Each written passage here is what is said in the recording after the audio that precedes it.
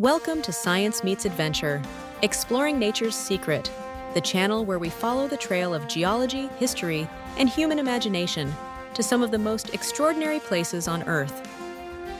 Today, we're traveling to the heart of India's Deccan Plateau, to a cliff of ancient basalt where an entire temple was not built stone by stone, but carved downward out of a single mountain.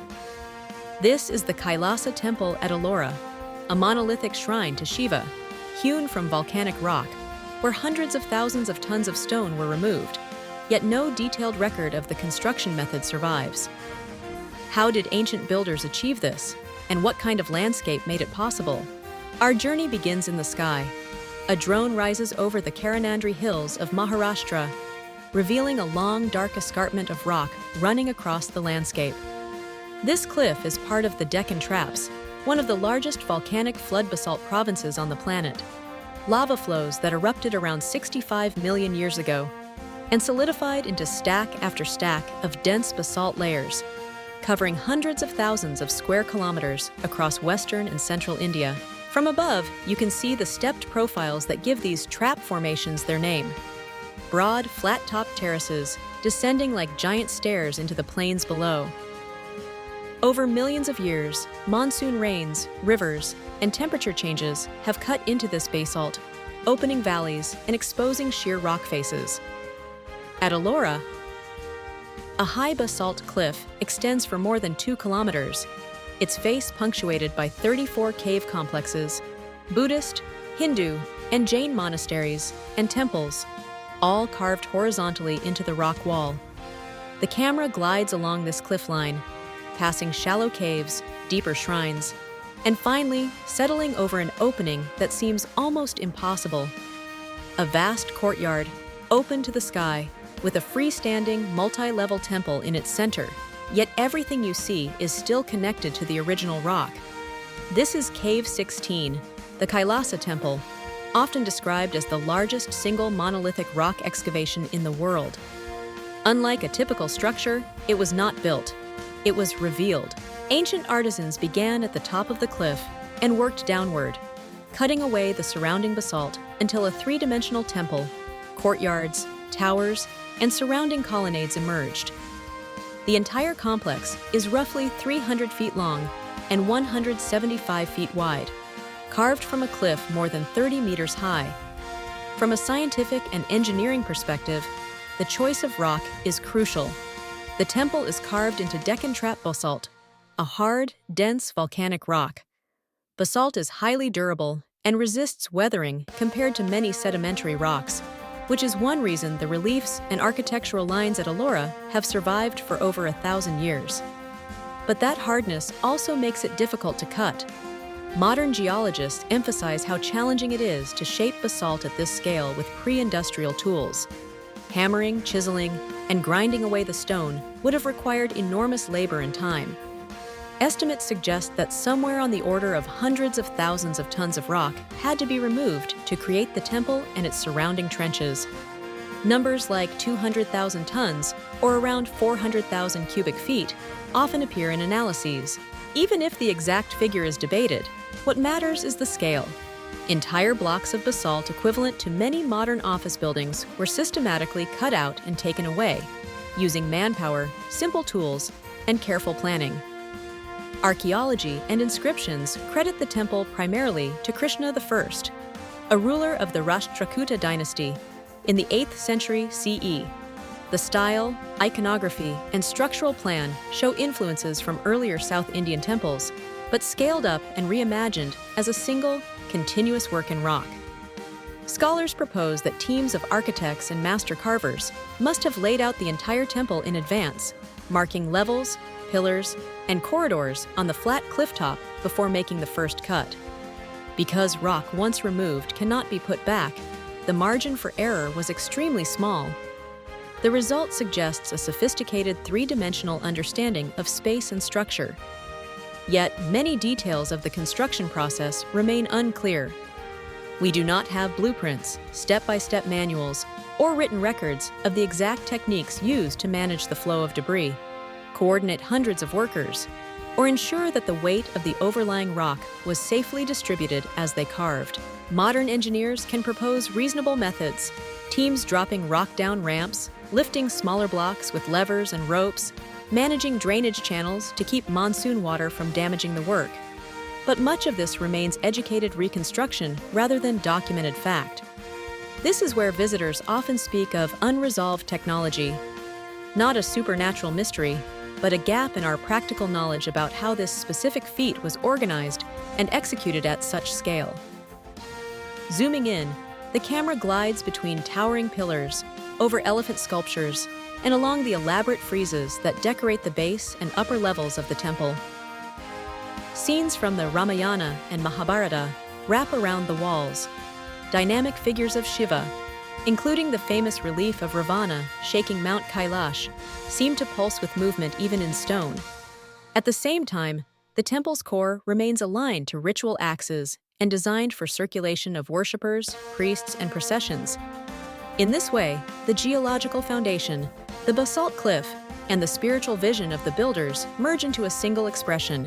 The landscape around Ellora is still alive with natural processes. Seasonal monsoon rains sweep across the Deccan Plateau, sending water streaming down the cliff, sometimes seeping through cracks in the rock and into the caves. Conservationists monitor these patterns, worrying about erosion and water damage to carvings. Vegetation growing on top of the cliffs helps stabilize the soil and reduce seepage, while the hot, dry months bake the basalt and surrounding land under intense sun.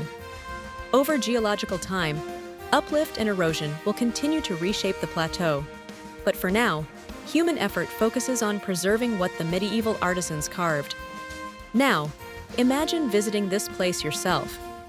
You set out from Aurangabad, now officially Chhatrapati Sambhajinagar, driving about an hour through a landscape of fields, villages, and low hills until the dark line of the Ellora Cliffs comes into view. As you approach the entrance, the air grows hotter but also strangely still. The rock face looms above, and at first the caves are hidden. It's only when you pass through the gateway and walk along the path that the scale begins to register. Your first glimpse of the Kailasa Temple feels like stepping into an open-air cathedral cut into the earth. You look down into the sunken courtyard and see the temple rising from its center, surrounded by high rock walls. A path leads you around the edge, then down stone steps into the court itself. From below, the cliff you saw earlier is now a tall vertical wall framing the sky. Guides, human or audio, explain how the excavation was done top-down, how the inner halls and sanctums were hollowed out of solid rock, and how every column, stair, and balcony you see was once part of a continuous hillside. As a traveler interested in both science and culture, you don't stop at Cave 16. You wander on to explore the Buddhist caves with their serene seated Buddhas and pillared halls, then the Jain caves, whose delicate carvings feel almost lace-like compared to the massive forms of Kailasa. Together, they tell a story of religious coexistence and artistic dialogue over centuries. Beyond the archaeology, the area around Ellora invites quieter exploration. You might hike along trails above the cliff, staying within designated paths to protect both safety and the site, where scrub forests, small streams, and basalt outcrops create a rugged backdrop. In the monsoon and just after, the hills turn greener with seasonal waterfalls spilling over the rock steps. In the dry season, the colors shift to browns and golds. Birdsong, the buzz of insects, and the distant sounds of village life drift up from the plains. If you're staying overnight in the region, you can base yourself in Aurangabad and combine Ellora with other sites like Ajanta Caves, Daulatabad Fort, or local lakes and viewpoints. After a long day of walking, you sit down to a Maharashtrian meal, perhaps a plate of spicy misal pav, a generous thali with dal, vegetables, rice, and pickles, or a simple cup of hot chai with local snacks. Food here tells its own story of the Deccan, what grows in basaltic soils, what people have eaten and traded for generations, how climate and culture shape the everyday. Throughout your visit, the contrast is always present.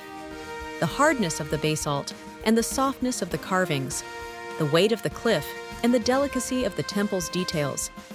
the immensity of time, and the brief span of human lives. The Deccan Traps speak of eruptions that may have played a role in global events, like the extinction of the dinosaurs.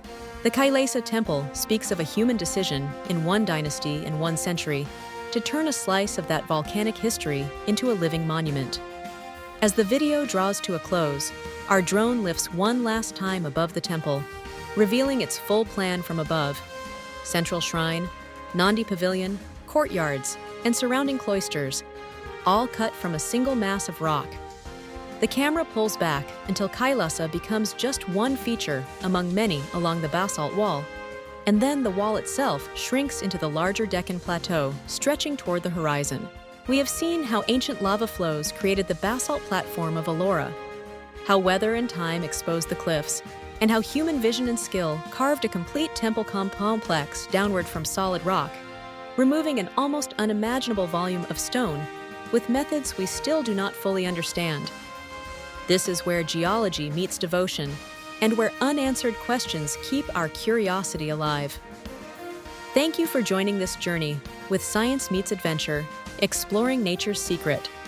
If the story of the Kailasa Temple, its volcanic origins, its monolithic design, and its mysterious engineering has inspired you, please remember to like, share, and subscribe. Your support helps us continue exploring the hidden connections between Earth's landscapes and the civilizations that dared to shape them. Until next time, stay curious, stay adventurous, and keep seeking the secrets written in stone.